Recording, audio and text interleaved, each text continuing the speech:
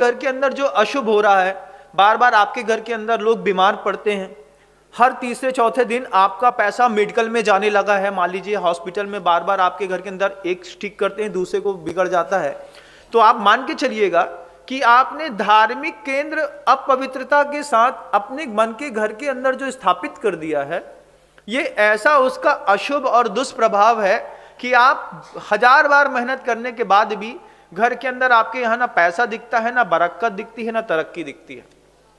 और उसी दिन आपको संडे के दिन सुबह 9 से 12 के बीच में ये सारे जितने भी पदार्थ आपके घर के अंदर पूजा संबंधी होंगे, किसी भी देवी देवताओं का, गुरुओं का भी फोटो है, अगर मान लीजिए वो पुराना हो गया है तो वो पुराना फोटो भी आप चाहें तो अग्नि समर्पित भी कर सकते हैं, आप चाहें तो उसको नदी में भी छोड़ सकते हैं। और हमेशा हमेशा के लिए घर के अंदर इस तरीके की पुरानी प्राचीन बिना सोची समझी परंपरा से आप मुक्ति पाकर के और इतना संकल्प कर सकते हैं कि मैं मंदिर जी में जाकर के स्तोत्र पाठ करने का संकल्प लेता हूं कि दिन में एक बार हमारे परिवार का कोई भी एक सदस्य लेकिन मंदिर जी में जाकर के भक्तांबर स्तोत्र का पाठ जरूर करेगा। आप नहीं कर पाते हैं, पत्नी को भेज दो, पत्नी नहीं कर पाती है तो बच्चे को भेज दो, बच्चा नहीं कर पाता है तो पिताजी को भेज दो, दादाजी को भेज दो, किसी को भेज दो। कोई नहीं बनता है तो आपके घर के अंदर अधीनस्थ, मान लीजिए कोई कर्मचारी जो जैन है, जो भक्तांबर स्तोत्र जानता है, आप अपनी तरफ से उसको भेज दो कि तुम मंदिर जी जाओ और मंदिर जी में जाओ और एक भक्तांबर स्तोत्र का अच्छे से पाठ करके और फिर वापस चले आना। इस प्रकार के संकल्प से आपके घर के अंदर बहुत सारी रिद्धि सिद्धि तो बढ़ सकती है, आपका पुण्य का वैभव बढ़ सकता है। लेकिन आप जिस तरीके से अभी जीवन जीने की कला सीख गए हैं, हर घरों के अंदर अलमारियों में वो छोटे छोटे लक्ष्मी जी के पता नहीं किसके किसके सिक्के पड़े होते हैं और उन सिक्कों में आप लोग चला करके ऐसी अगरबत्ती लगाते हैं। अब ये अगरबत्ती लगाने से एक तो वो अशुद्ध है, दूसरा आपने अपनी दृष्टि बिगाड़ ली है। हमने देखा कई लोगों की, जनरल स्टोर्स हो, चाहे कपड़े वाले हों, चाहे किराने वाले हों, चाहे इलेक्ट्रीशियंस हों, कुछ भी हो, उनके घर में, उनकी दुकान में एक मंदिर का आला जरूर बना रहता है, जबकि चाहते तो उतनी से आले में जहां पे उन्होंने अपने देवी देवताओं की स्थापना की है वहां पे 4 प्रोडक्ट रख करके 4 पैसे और कमा सकते थे। लेकिन वहां पे आला बनाने पर वो भगवान आपका जो है वो 2 अगरबत्ती भी खाने लगे और आपकी आस्था के साथ साथ जो है आपको बरगलाने का और अनंत संसार का कारण भी बनने लगे। इस चीज से हमको, इस पूरे भारतवर्ष को मुक्त होने की आवश्यकता है। जब आपको पता है कि आप कहीं पर भी अपने कार्यकलापों में जाते हैं और वॉकिंग डिस्टेंस में आपके आराध्य का कोई मंदिर है, तो आप मंदिर क्यों नहीं जाते हैं, मुझे समझ में नहीं आता। मैं ये नहीं कह रहा हूं कि जिन मंदिर जाना है, आप सुनने वाली जनता सार्वभौमिक है, एक यूनिवर्सल स्पीच जाती है। आप जिस भी मत को मानते हैं, आप किसी भी धर्म के अनुयायी हैं, तो आप अपने घरों के अंदर इस तरीके का छोटा छोटा मंदिर बनाने की आवश्यकता क्या है। आप चाहें तो आप अपने जो एक विशाल विस्तृत मंदिर है, जो श्रद्धा का केंद्र है, जब आप वहां पर जाएंगे तो आपके धर्म का प्रभाव और शक्ति आपको भी दिखाई देगी। घर के अंदर आपको क्या दिखाई देता है, क्या मिलता है आपको घर के अंदर, कोई मुझे बताए, मैं जानना चाहता हूं, इसलिए हम आपको बता रहे हैं। आपको क्या पता, बताइए। हम सबसे पहले मकान, अपना संसार तैयार करता है एक मनुष्य अपने आप को शांति से जीने के लिए, मकान के साथ फिर संबंध तैयार करता है। मकानों का कबाड़ तो आप खुद अपने घर के अंदर देखिएगा, वो अलमारी में जिसमें आप पूजा कर रहे हैं, दिया जला रहे हैं, वो कबाड़ खाने से ज्यादा कोई बड़ी चीज नहीं है। शुद्ध कबाड़ है, शुद्ध कबाड़। आपको लगेगा कि नहीं, हम महाराज जी के कहने से नहीं छोड़ पाएंगे, नहीं छोड़ेंगे, आप मत छोड़िए। मैं छोड़ने की बात नहीं कर रहा हूं, मैं ये नहीं कह रहा हूं कि तुम मेरे कहने से उसको अगले संडे को 9 से 12 के बीच में निकाल करके नदी में डाल दो, मैं ये बात नहीं कह रहा हूं। मैं ये कह रहा हूं कि तुम अपना टाइम वेस्ट कर रहे हो। मैं ये कह रहा हूं कि तुम उस चीज में, उस जगह में जाकर के अगरबत्ती लगा करके, दिया लगा करके, किसी तुमने कोई पत्थर रख लिया है, कोई तुमने प्लास्टिक की मूर्ति रख ली है। प्लास्टिक की और लाख की मूर्तियां जितना घर के अंदर अशुभ करती हैं, दुनिया में कोई दूसरी पदार्थ घर के अंदर अशुभता नहीं लाते जितना इस लाख की और प्लास्टिक की मूर्तियों से लाते।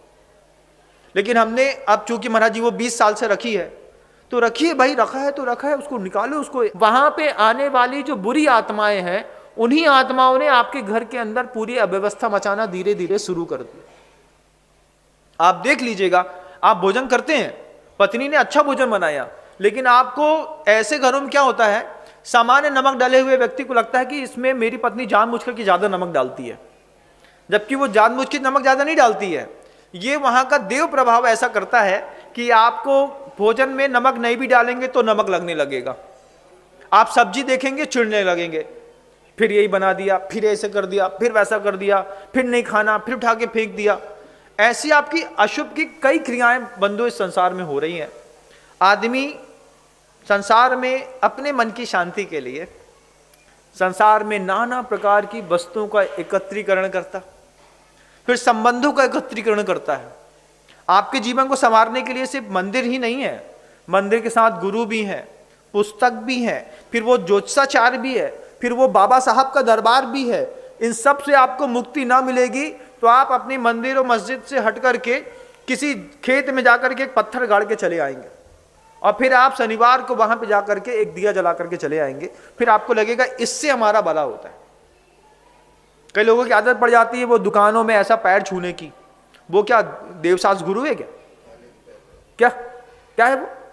वहां पे ऐसा घूम रहे हैं चारों तरफ, अगरबत्ती लगा दो, क्या हो गया उससे? ये क्या है? ये इससे आप क्या क्या चाहते हो तुम? इससे इस चीज को करने से तुम्हारे घर के अंदर किस चीज की समृद्धि बढ़ रही है, मैं थोड़ा जानना चाह रहा हूं। हमने किया है ये सब, और कीने करने के बाद आज सब समझदारी दिमाग में बैठी है, तब समझ में आता है कि ये सब चीजें अशुभ का इतना बड़ा केंद्र थे कि किसी भी छदमस्त व्यक्ति के कहने पर किसी ने कह दिया तुम्हारी अढ़ैया चली है, तुमको अभी काल सर्प की पूजा करनी पड़ेगी, और हमने उठा करके एक ठो काला धागा पहन लिया दाएं पैर में मोती वाला, या फिर हमें नहीं समझ में आया तो हमने कुछ और ले जा करके, क्योंकि अब हमारा काल सर्प योग चल रहा है। 3 ज्योतिषाचार्य ने एक साथ बोल दिया, 3 गधे एक बात को बोल दें तो घर के अंदर का रखा यहां गाय का बछड़ा लेकर चले आदमी कुत्ता दिखाई देने लगता है। हम गाय का बछड़ा गले में यहां पे लेकर के चल रहे थे, सामने से एक व्यक्ति आया, एक मूर्ख आया, अरे क्या कुत्ता लेके जा रहा है? कुत्ता है? गाय का बछड़ा है। अच्छा गाय का बछड़ा है, तो कुत्ता बोल रहा है। दूसरा बोला, फिर दूसरा निकल बगल, क्यों रे कुत्ता क्यों लेके जा रहा है गले के ऊपर? कुत्ता है, ये भी कुत्ता। फिर एक तीसरा और मिल जाए, तीसरा मिले, बोले क्या रे मूर्ख कुत्ता साथ में लेके घूमने लगा। अब तो यार गाय का बछिया ही है वो जिसको आप अपने कंधे में लादे हैं, लेकिन 3 गधे मिलकर के बोल दें कि कुत्ता है कुत्ता है कुत्ता है, तो आदमी को कुत्ता दिखाई देने लगता है, कुत्ता ही है तभी तो ये कुत्ता 3 लोग कुत्ता बोल रहे हैं, उठा के फेंक दोगे आप। ऐसे 3-4 गधों ने मिलकर के कह दिया काल सर्प योग है। कोई मुझे ज्योतिषाचार्य के जितने बड़े बड़े लोग हैं, कोई मुझे बताए कि ज्योतिष ग्रंथ में काल सर्प योग कहां पर बनता है। पूरे विश्व के सारे ज्योतिषियों से पूछना चाहता हूं,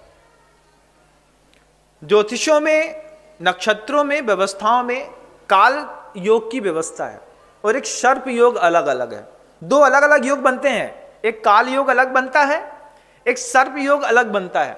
और सर्प योग जरूरी नहीं कि आपका अशुभ ही करता है, लेकिन अब वो किसी को कैसे डाइवर्ट करेंगे। पैसा कमाने का फोबिया था, तो जो पामिस्ट्रोलॉजिस्ट थे उनने कहा जमाना हाईटेक हो गया, थोड़ा और स्टैंडर्ड में डराना पड़ेगा।